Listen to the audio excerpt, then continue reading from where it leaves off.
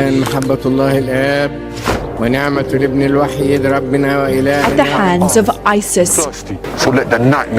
dutangiriye mu mwaka wa 2014 mu kwezi kwa 12 muri Libya.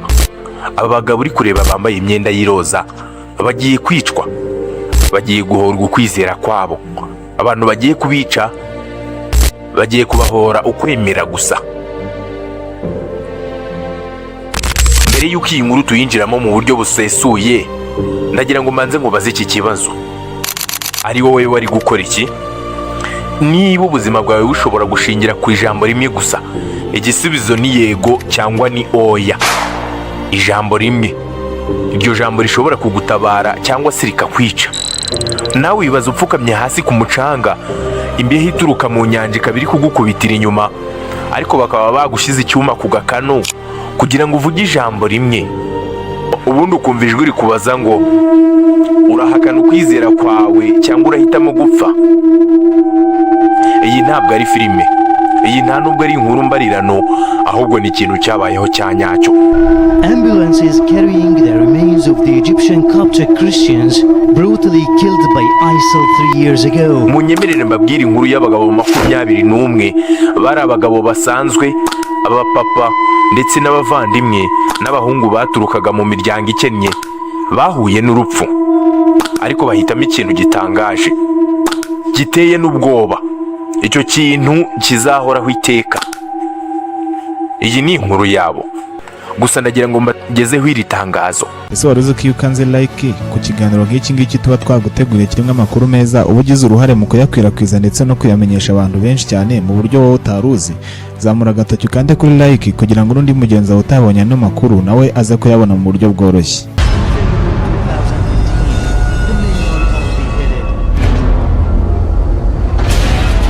Ndagira ngo muntize ubwonko amaso kuri ekra ubundi mbasobanurire. Gusa iyi nkuru nitugigera ku musozo, ndagira ngo uze kwibaza iki kibazo kigira kiti: ese ari njyewe nari gukora iki? Aba bagabo uri kureba ntabwo bari abasirikare, nta nubwo bari abayobozi cyangwa se ngo babe ibyamamare. Bari abagabo basanzwe b'abakozi baturukaga mu gihugu cya Egiputa, baturukaga mu misozi ya kure, rimwe na rimwe baturuka mu miryango ikennye. Ahubwo bahisemo kujya muri Libya kubera impamvu imwe gusa.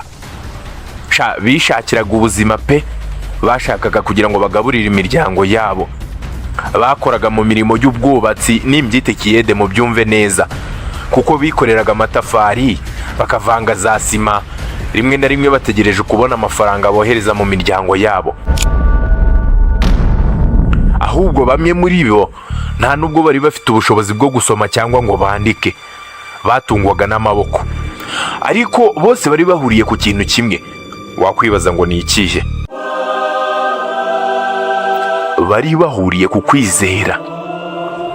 Ubwo bagiraga nimugoroba, nk'uko bagendanaga, barasengaga, bagasangira amafunguro, ubundi bagasangira ijambo ry'Imana. Gusa umunsi bafata urugendo bari kumwe, ntabwo bari bazi ko bari kugana mu nzira yo kwandika amateka bo batazigera babonaho. Reka tugere mu mwaka w'2014 mu kwezi kwa 12, aho bari bihishe umwe ku wundi, baburiwe irengero, barashimuswe, bafashwe n'umutwe w'iterabwoba uteye ubwoba ku isi, ISIS. Imiryango yabo yarategereje, iminsi ihinduka ibyumweru, nta telefone, yemwe nta n'ibisubizo. Ahubwo imiryango yari ifite ubwoba gusa. Ariko hari ahantu hamwe hari hateye ubwoba. Aba bagabo niho bari bafungiwe kandi bose bahumeka. So let the nightmare for Japan begin. Bari bakiri kumwe bagisenga, ariko bagendaga bakubitwa, rimwe na rimwe basekwa, bakabashyira ku gitutu cyo kugira ngo bave ku kwizera kwabo. هيا تحركوا بسرعة.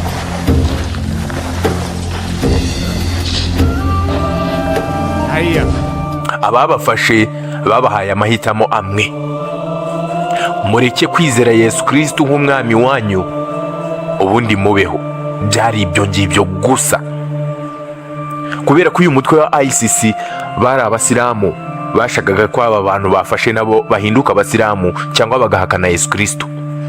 Byari ayo magambo yonyine nicyo kintu bahorwaga.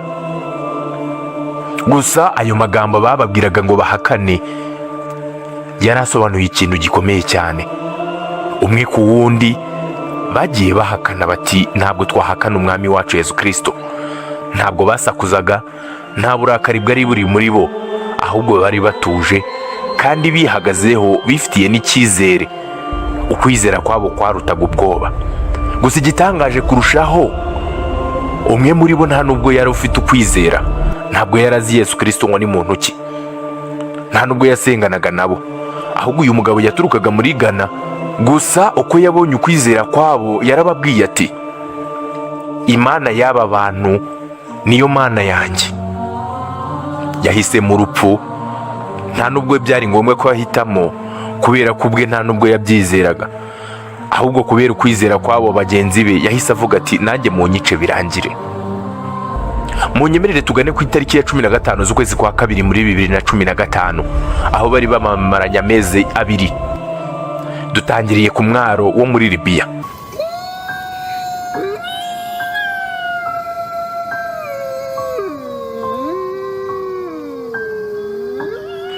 Abagabo 21 bambaye imyenda y'iroza bagendaga bambaye ibirenge berekeza ku nyanja, ariko inyuma yabo buri umwe wese yari afite umuntu ugomba kumwica.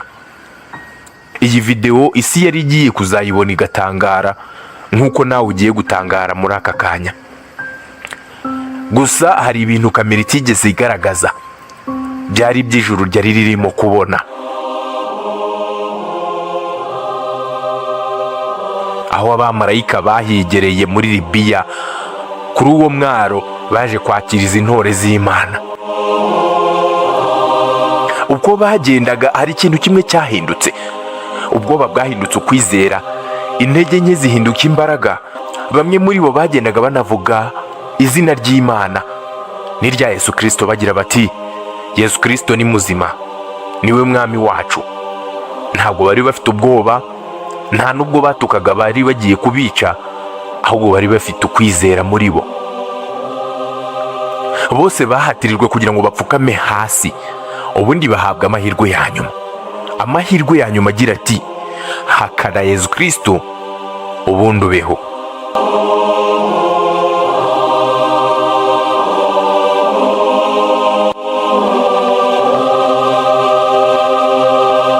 Uzi icyakurikiyeho se? Nta numwe wabihisemo, nta numwe wemeye guhakana. Muri ako kanya abagabo 21 bose bakoze ikintu kidasanzwe. Bahisemo gupfa, bahisemo guhara ubuzima kugira ngo babone ubuzima buhoraho. Bahisemo ubuzima bwa hano ku isi barabureka, bahitamo ubuzima bwo mu ijuru buzahoraho, abera tuzabona. Yesu ighfir lahum. Ibyakurikiyeho muri iyi video ni agahomamunwa, ni amarira, ni umujinya, ni ubwoba.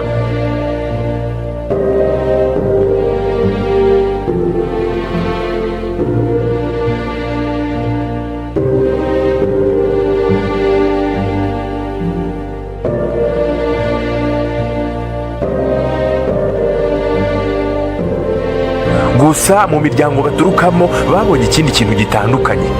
Ntabwo babonye intsinzwi cyangwa ngo babone amakuba, ahubwo babonye intsinzi. Bizeye abahungu babo, bizeye ko abahungu babo batahombye cyangwa se ngo babure cyangwa ngo babure ubwenge, ahubwo bizeye yuko abahungu babo bambitswe amakamba y'ubugingo buhoraho. Haleluya!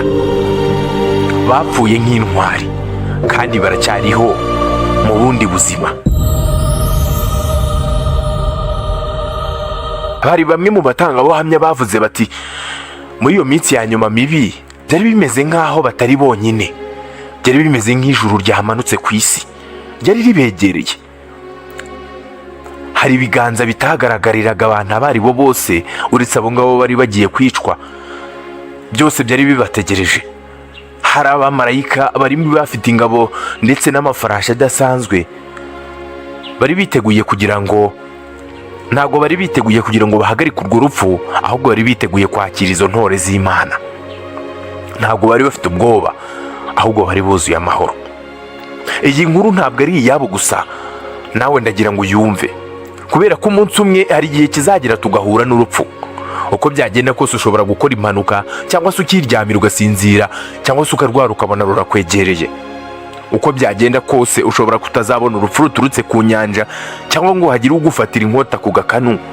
Ariko uko byagenda kose igihe cyawe cyo kugenda, bakubajije ngo hitamo ukwizera cyangwa se uhitemo kugira ngo ugaruke ku isi, ntiwizere ubeho igihe kirekire, cyangwa se uhitemo ukwizera cyangwa ubwoba, wahitamo iki?